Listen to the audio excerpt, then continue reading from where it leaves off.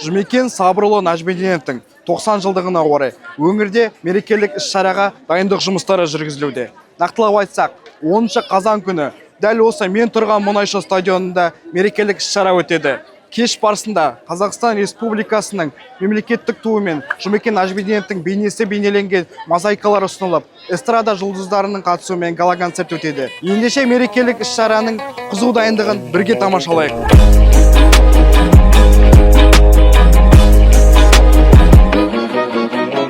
Жалпы осы Жұмекен шараларына байланысты біздерде үлкен ақындар айтысы өтпекші республикалық деңгейде және республикалық деңгейде көркем сөз оқу шеберлерінің конкурсында біз осы шаралар аясында өткізгіміз келеді.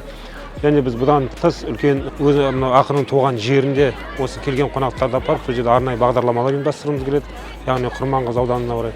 Және бұдан тыс біздерде осы қазақ эстрадасына белгілі жұлдыздардың барлығын, соның ішінде ден осы Атырау жерінде дүниеге келген эстрада жұлдыздарының қатысуымен үлкен осында концерттік шаралар.